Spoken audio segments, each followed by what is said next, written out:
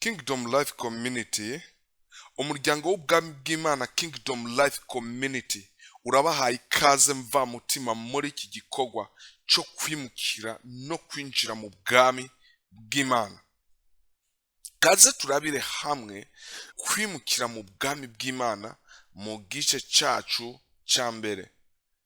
Ijambo kwimuka riri mu majambo adakundwa kwitabirwa cyane n'abarongozi benshi, kandi ari ukuri gutengatiye ubwenge mu ntambuko zo kugendera ku rundi rugezo rwo kugumbira ubugombe bw'Imana no kwinjira mu bwami bwayo. Ukwimuka ni urutonde rwo kuva mu bwiza tuja mu bundi. Naho benshi tutavyitaho, ijuru ryarashizeho intambuko yo kwimuka. Kwimuka ni ubwenge buhishijwe mu mubiri wa Kristo nk'umwami. Uno munsi mu ishengero tubwirizwa kuva ku munkoro no mu butumwa twari tumazemo igihe, tugatangura kwimukira mu bwami no mu nkoro z'ubwami. Reka dusomere hamwe Abikolosayi ikigabane cya mbere ku murongo wa 13. Yadukijije ububasha bw'umwiza, atwimurira mu bwami bw'umwana wiwe akunda. Imitegekere yo kwimuka si umugenzo mu ishengero, ariko ni umuco w'ijuru mu guheraheza umugambi ngaha ku isi. Ingendo yo kwimuka si cyaduka naho benshi batayizi, ariko ni ubuntu Imana yatanze mu ishengero. Tudashoboye kwimuka no kujana nayo muri kino gihe cy'ubutumwa bw'ubwami, tuzohusha inzira dute ko tuvunagugwe giturumbuka. Kamere y'umuntu ni kuguma mu vyo yahozemwo no kunyogombesha ivya kera muri bisha. Muze dusomere hamwe Matayo ikigabane cya 3 ku murongo wa 13 turashikana ku murongo wa 17. Ico gihe Yesu ava i Galilaya aja kuri Yorodani, aje kuri Yohani azanwe no kubatizwa nawe. Ariko Yohani agomba kumwangira ati, kwari jewe nkwiye kubatizwa nawe, none uje kuri jewe? Yesu aramwishura ati, bikunde, kuko ari vyo bidukwiye ngo dushitse ukugororoka kose. Bunaramukundira, Yesu amaze kubatizwa aca ava mu mazi, maze ijuru riruguruka, abona mpwemu w'Imana amanuka asa n'inuma amugwako. Buno rero ijwi riva mu ijuru riti, uyu niwe mwana wanje nkunda akampimbara. Ijambo rikomeye, uyu niwe mwana wanje nkunda akampimbara. Ijuru ryari ryimutse rivuye ku gikorwa ca Yohani rigiye ku gikorwa ca Yesu. Reka twongere dusome muri Yohani kigabane ca mbere, turahera ku murongo wa 29 dushikane ku murongo wa 34. Bukeye bwaho abona Yesu aza kuri we, aravuga ati, nguyu umwagazi w'intama w'Imana uwukura icaha c'abari mu isi. Uyo niwe navuze ati, nyuma yanje hazoza umuntu yari uwa mbere kuri jewe, kuko yariho ntarabaho, nanjye sinari bwamumenye, ariko kugira ngo yerekwe Abisirayeli nicyo cyatumye nanje nzambatiza mu mazi. Kandi Yohani ashinga intahe ati, nabonye mpwemu amanuka ava mu ijuru asa n'inuma, aguma kuri we, kandi jewe sinari bwamumenye, ariko uwantumye kubatiza mu mazi niwe yambariye ati, uzobona mpwemu amanuka aja kuri we, akamugumako niwe abatiza muri mpwemu yera. Nanje narabibonye, narabishingiye intahe yuko uwo ari umwana w'Imana. Bamwe mu bigishwa ba Yohana bamenya ko igihe cyo kugenda na Yohana giheze, bakurikira Yesu. Yohana ikigabane ca mbere ku murongo wa 35 dushike ku murongo wa 37 havuga ngo, bukeye bwaho Yohana yongeye guhagararana na babiri mu bigishwa biwe, yitegereza Yesu agendagenda, aravuga ati, nguyu umwagazi w'intama w'Imana. Abo bigishwa babiri bumvise uko avuga, bakurikira Yesu. Yohana yarashoboye kuvuga igishinga ntaye ciza kuri Yesu, ariko vyaramunaniye kumukurikira. Akenshi umwana w'umuntu biramugora gukurikira urugezo ruvuga ubwiza busumba ivyo yabayemwo igihe kirekire biturutse kuvyo yubatse. Yohana yari kuba uwa mbere mu gukurikira Yesu, ariko ntivyamukundiye kubera yari amaze kubaka uburongozi bukomeye burimo n'abigisha benshi kandi bafise igikorwa cyo kubatiza cakundwa ndetse kikitabirwa na benshi. Inzego n'abakuru n'abasirikare barabatizwa kandi barubaha igikorwa ca Yohana. Yohana yari yubahitse. Yohana yari umwungere mukuru nka bishop uno munsi. Gukomera kw'igikorwa yari afise nivyo yari amaze kubaka vyamubujije kubiva inyuma, akijana inyuma ya Yesu. Reka dusome muri Matayo 11 turahera ku murongo wa 2 dushike ku murongo wa 6. Haravuga ngo, ariko Yohana hari mu nzu y'imbohe yumva ivyo Kristo akora, atuma abigishwa biwe kumubuza ati, mbeguri wa wundi akwiye kuza canke twitege uwundi? Yesu arabishura ati, nimugende mubarire Yohana ivyo mwumva n'ivyo mubona. Impumyi zirahumuka, abacumbagira baragenda neza, abanyamibembe barakizwa, ibipfamatwi birumva, abapfuye barazugwa, aboro barabwigwa ubutumwa bwiza, kandi hahigwa uwo ivyanje bitazotsitaza. Biratangaje cyane kumva ayo majambo ava muri Yohana. Yohana niwe yabatije Yesu muri Matayo ikigabane ca 3 ku murongo wa 13 gushika ku murongo wa 14. Yohana niwe yashingiye intahe Yesu muri Yohana ikigabane ca mbere ku murongo wa 29 gushika ku murongo wa 34, kandi muri ico kigabane nyene Yohana wa mbere ku murongo wa 35 gushika ku murongo wa 37. Kandi Yohana niwe yatanguye kuzazanigwa na Kristo. Yumva ivyo Kristo akora, atuma abigishwa biwe kumubaza ati, mbeguri wa wundi akwiye kuza canke twitege uwundi? Vy'ukuri mu gihe ukuzazanirwa kungana uko kumaze kwinjira mu gikorwa, haba hagiye gutangura izindi nyigisho nshasha. Kumbura Yohana yari kuvuga ko Kristo ukuri ataraseruka. Abigishwa ba Yohana bagiye, Yesu nawe yatangwe gushingira intahe Yohana. Ndababwira ukuri, mu bavyawe n'abagore ntihigeze kuboneka umuntu aruta Yohana umubatizi, ariko umutoyi mu bwami bwo mwijuru aramuruta. Muri uno murongo urashiraho urugabaniro rw'igikorwa.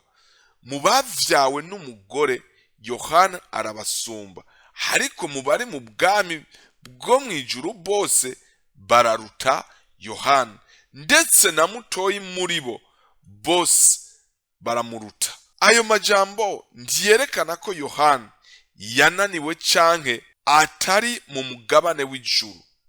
Ayo majambo yerekana ko Imana yavuye ku rugezo yagendaniyeko n'umushumba wa Yohana, yimukira ku rugezo rw'umwana wayo akunda cane.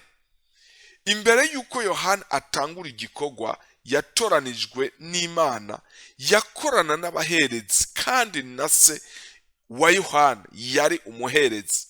Yohana amaze guseruka, Imana yigaragariza mu gikorwa ca Yohana. Ni nkaho igikorwa c'abaherezi cari kigiye mwirinde no kwiherezo, kuko Yohana ntiyakorera mu nzu no mu bicaniro vy'abaherezi, ndetse ntiyambara n'imyambaro y'abaherezi. Ubuherezi bwa Yohana bwashira amazi imbere mu guharigwa ivyaha, mu gihe ubuherezi bwashira imbere ibimazi n'ibimasa. Cari igihe gihambaye cihinduka. Kuva ijwi rivuye mw'ijuru n'inuma ikamanuka kuri Kristo, isi yari ibonye urutonde rushasha, kandi igikorwa ca Yohana nawe cari kigiye mwirinde no kwiherezo, kuko Imana ntiyari gikeneye amazi kugira abantu bakire ivyaha, ariko Kristo umwagazi w'intama w'Imana yarabonetse. Ubu rero igikorwa c'abaherezi n'ica Yohana ntibigitanga agakiza.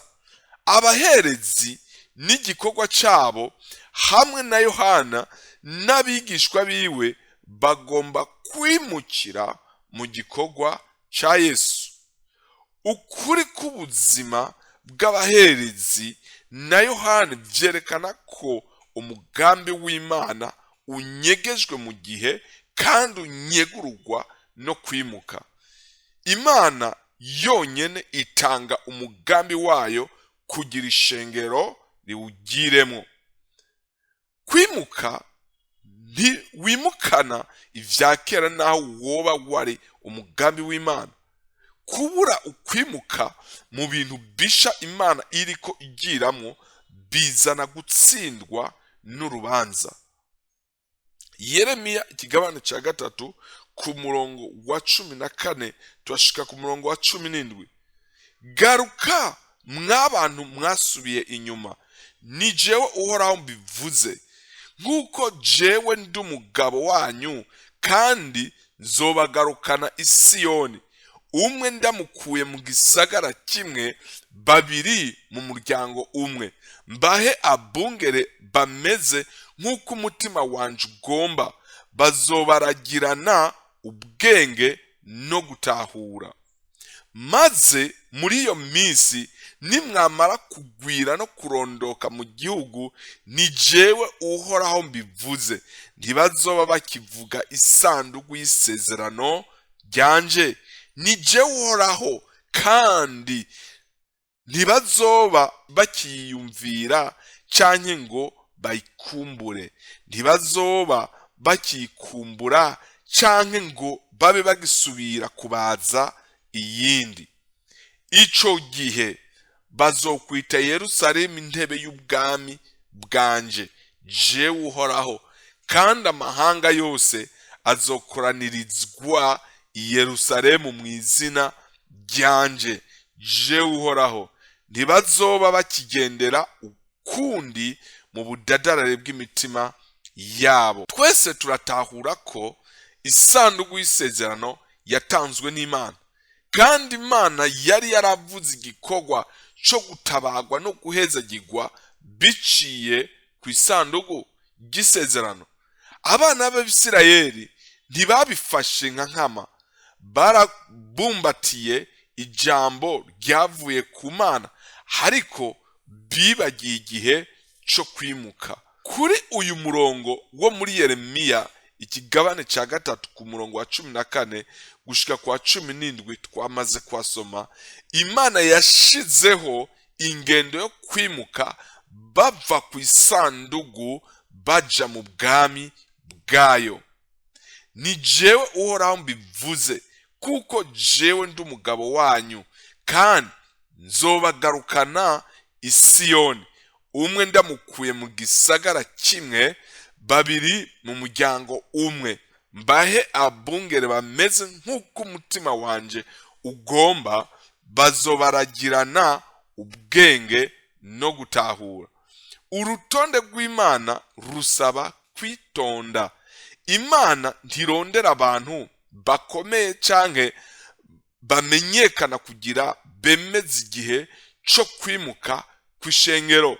Muri Yeremiya Uhoraho avuga ko azogarukana abantu biwe, umwe imukuye mu gisagara kimwe, babiri ibakuye mu muryango umwe, baje kwigishwa n'umwigisha ahuje umutima n'Uhoraho.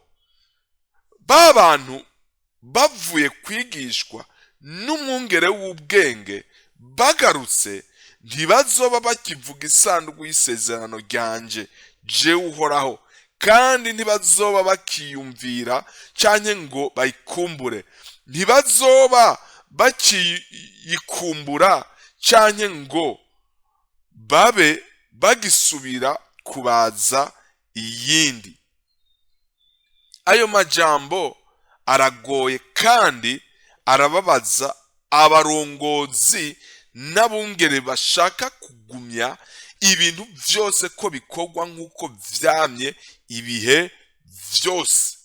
Isanduku y'isezerano yatanzwe n'Imana kugira Imana iyigenderemwo hagati y'abantu bayo mu gihe runaka, ariko abantu ntibigeze bashira umutima ku ngendo yo kwimuka bava mu bwiza baja mu bundi. Bashimye gukurikira isanduku gusumba uwatanze isanduku. Mu nyuma Uhoraho asezerana urundi runganwe rutazoba rugendera ku mugisha w'isanduku y'isezerano naho yari yatanzwe n'Uhoraho, kandi ntibazoba bagishaka kumva amakuru y'iryo sanduku y'isezerano canke bayikumbure, kuko bazoba bari kubagira ku rugezo rwo kwita Yerusalemu intebe y'ubwami bw'Imana, kuko batojwe n'abungere bahuje umutima n'Uhoraho.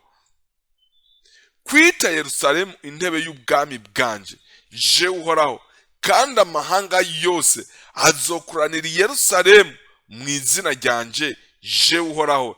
Ntibazoba bakigendera ukundi mu budadarare bw'imitima yabo. Ubudadarare bw'imitima bwerekanwa no kwanka kwimuka mu gihe Imana itakigendera mu vyo twari tumenyereye nk'ama experience. Turi mu gihe ishengero ririko rijanwa ku rundi rugezo mu Mana rwo gutahura ubwami bw'Imana nk'urugezo n'umugambi Imana iriko ikoreramwo. Ntidushobora kujana n'Imana tukaguma tubumbatiye umugambi wo mu bugaragwa mu gihe tumaze gushika i Siyoni.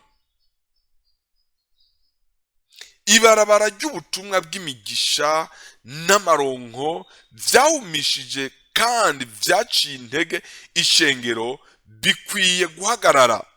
Ishengero rigatangura urundi rugezo ruvuga ivy'intebe y'ubwami bw'Imana n'umwami wacu Yesu Kristo. Kamenyere yatumye abana b'Isirayeli bibagira ivyo Imana yavuganye na basekuru bakiva mu gihugu ca Egiputa, bituma baguma bonsa imibavu mu gihe bari bamaze gushika mu gihugu c'isezerano.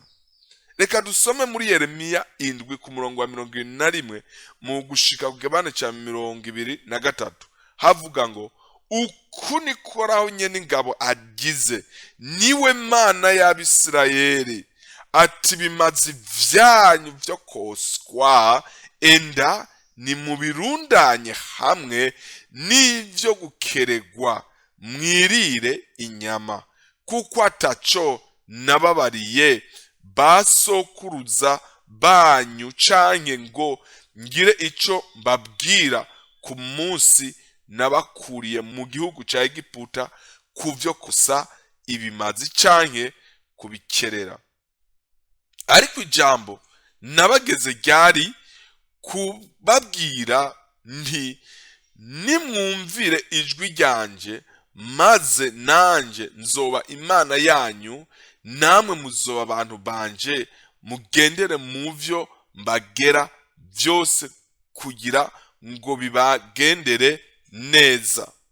Abisirayeli bari bazi ko igikwiye imbere y'Imana ko ari gutanga ibimazi, ariko bibagiye ko hari urutonde rw'ubwami bwayo ruyigaragaza nk'Imana hagati y'abantu bayo. Uno munsi ibikorwa byose ishengero rikora isi nayo nyene irabizi kubikora.